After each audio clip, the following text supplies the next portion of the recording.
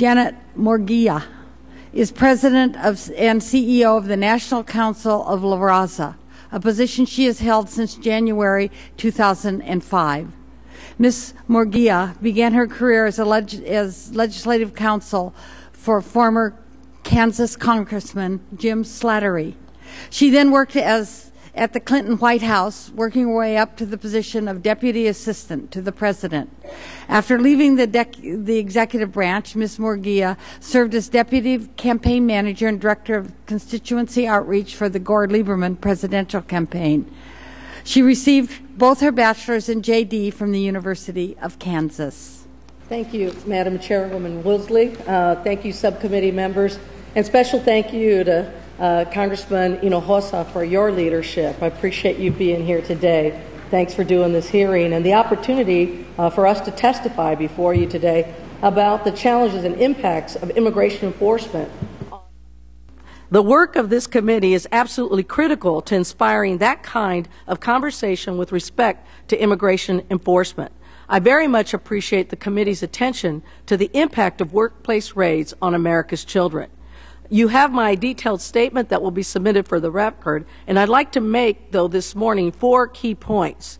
First, there is growing evidence that immigration raids are undercutting the very important priorities, other important priorities, including the protection and education of American children, as well as protecting children from labor law abuse. And we saw this in Iowa. It is also clear that the increase in workplace raids is causing enormous strain on school systems, child care centers, churches, and other community institutions. This is well documented in the report that NCLR and the Urban Institute published last year. And Madam Chairwoman, I hope that you'll allow us to put this in the record also. It is a report that is called Paying the Price, the Impact of Immigration Raids on America's Children. And I think it's very informative in terms of the overall impact. Without objection. And child care centers are forced to mobilize on very short notice to provide protection for children whose parents have been detained. They must support children who are traumatized and terrified. As one school administrator told us in this report, the raid which took place in his community distracted the entire school system from doing its work in educating our children and truly making sure that no child is left behind. In Iowa last week, a massive raid created panic in the school and forced the Catholic parish of St. Bridget to mobilize to feed 450 migrants the first night of the raid and shelter 150 children who spent the night on mats and in pews. As we prepared this testimony, the church was still feeding and sheltering frightened families. Children are going to school from the church on buses and returning to the church after school. NCLR was particularly alarmed to learn that the employer in Iowa was under investigation by state and possibly federal authorities for labor law violations, including employing children as young as 13. The investigation of these abuses has ground to a halt as a result of the immigration raid. As many as a dozen children, many of whom I understand were prepared to be witnesses against this employer, were detained and are now in removal proceedings. The employer, meanwhile, has regrouped and reopened the next day. We just heard from our ICE enforcement official here about how many undocumented immigrants were taken in that raid.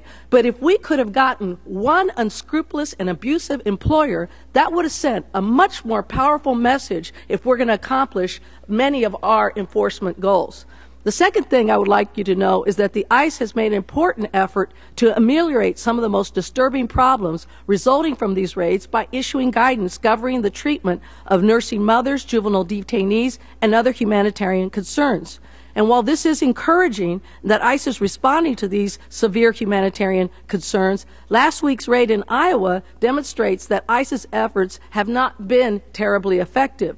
While some detainees were indeed released from humanitarian reasons, as we've heard, there is also evidence that ICE guidance was not always followed. NCLR has learned of at least 2 nursing mothers detained with little access to food or their children for nearly 24 hours. Our associates in Iowa tell us that very few detainees were provided with access to telephones so that they could notify their families of their whereabouts and make arrangements for their children. Churches and school systems have been forced to guess as to the best way to provide supervision for the children who lose their parents suddenly this way. In our report, we documented that previous raids, we saw the church and schools have to fill important roles as that safety net. Third, I would just like to say that the committee's attention to the particular grave concern with the presence of ICE authorities near Head Start centers, particularly those serving migrant workers, is very disturbing. We've seen a growing presence of ICE enforcement officials at daycare centers at the days where they stop and drop them off, and then we've also seen them at different pickup times. During the reauthorization of the Head Start Act, NCLR worked closely with many of you in a bipartisan way to expand our efforts to deal with these migrant children. I'd hate to see those efforts undercut by some of these enforcement efforts. So finally, Madam Chairwoman, I want to be as clear as we can be that we do support immigration enforcement where it needs to. We need to look at the strategies and weigh the costs and benefits, though, of our enforcement strategies, and we are glad that you're here today making sure that that is done. Thank you for the chance to testify.